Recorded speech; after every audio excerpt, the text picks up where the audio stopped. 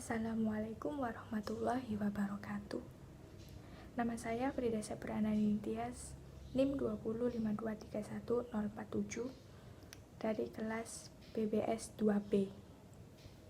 Saya akan menceritakan tentang perjanjian Giyanti dan terbelahnya Jawa. Pada 13 Februari 1755 muncullah perjanjian Giyanti.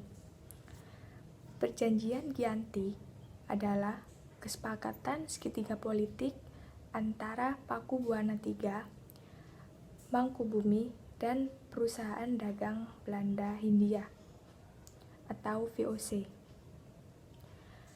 Nama Giyanti diambil dari lokasi perjanjian penandatanganan, yaitu Janti, yang sekarang dikenal dengan Duku Kartan Jatiharjo, Karanganyar, Jawa Tengah. Perjanjian Giyanti ini dibuat untuk meredam api konflik yang terjadi sejak dahulu. Setelah perpindahan Keraton Kartasura ke Surakarta, api geger peciran konflik belum selesai. Ketika itu, Mangkubumi yang membantu Pakubuwana II, ia mendapatkan hadiah sebidang tanah dari Pakubuwana II. Karena hal itu, muncullah kecemburuan yang membuat salah seorang pangeran mengeluhkan ketidakadilan pembagian tanah tersebut yang diajukan kepada Gubernur Jenderal Baron van Imhoff. Lalu, Gubernur Jenderal langsung membuat keputusan untuk membatalkan pemberian tanah tersebut. Akhirnya, ia meminta izin ke kakaknya, yaitu Pakubuwana II. Dia berbicara, "Daripada menyingkirkan saya, lebih baik buanglah saja sampai tidak bisa kembali ke tanah Jawa." Akhirnya, ia menyetujui. Ketika malam hari, ia pergi beserta pasukannya. Sejak itulah terjadi masalah Mangkubumi, sehingga perlawanan ini mendorong Gubernur VOC Nicholas Harting untuk mengambil sikap guna untuk menyelamatkan daerah operasionalnya.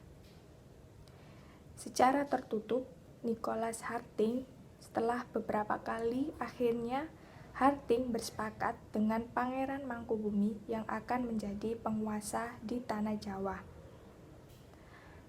Pada 23 September 1754, nota kesepahaman terlaksana dan langsung disampaikan kepada Mangkubumi, kepada Pakubuwana III sebagai pengganti dan Pakubuwana II. Nota itu menyatakan bahwa pada 4 November 1754, Pakubuwana III menyatakan persetujuan tentang hasil perundingannya. Surat pernyataan itu disampaikan oleh Pakubuwana III kepada Gubernur Jenderal VOC Jacob Mosal sebagai penanda tanganan perjanjian Giyanti menjadi awal dari terbelahnya Jawa menjadi dua bagian yang dikenal dengan Paliana Nagari.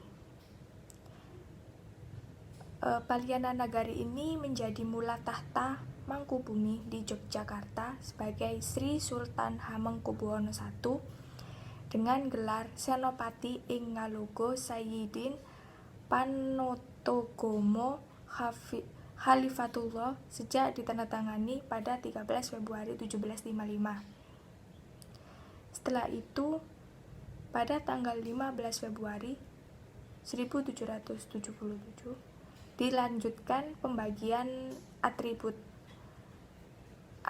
keraton sebagai berikut, seperti keris yang menjadi pusaka raja, bahasa, tarian Blangkon yang dibedakan menjadi dua, ada Blangkon Solo dan Blangkon Jogja.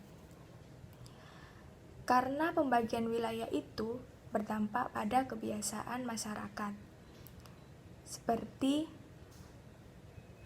penggunaan bahasa yang mengalami perubahan setelah perjanjian Giyanti. Raden Mas Said yang dulunya membantu Mangkubumi berlanjut melakukan pemberontakan untuk menguasai wilayah pada Oktober 1755. Pangeran Sang Bernyawa atau Raden Mas Said berhasil mengalahkan satu kelompok VOC.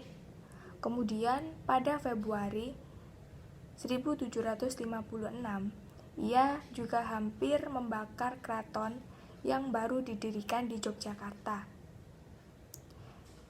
Setelah perang bertahun-tahun, akhirnya VOC menyudahi perang itu dengan penandatanganan perjanjian yang dinamakan Perjanjian Salatiga pada 1757. Karena perjanjian itu menyebabkan salah satu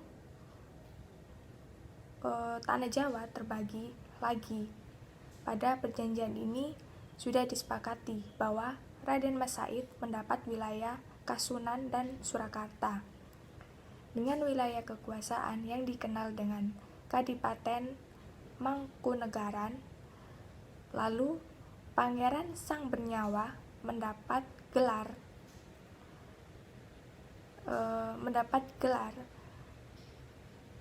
Kanjeng Gusti Pangeran Adipati Arya Mangkonegoro Lelono Jaya Masesa Senopati ing Alogo Satriya Raga Mataram ing Nagari Surakarta Adiningrat pada 1813 di masa Gubernur Jenderal Thomas Stamford Raffles dari Kerajaan Inggris.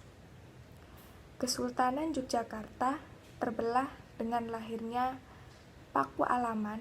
Karena itu, tanah Jawa memiliki 4 bagian wilayah pemerintahan. Di masa Republik Indonesia, Kasunan Surakarta dari Kadipaten Mangkunegara menjadi situs cagar budaya. Sementara wilayah Yogyakarta terdapat Pakualaman menjadi daerah istimewa Yogyakarta.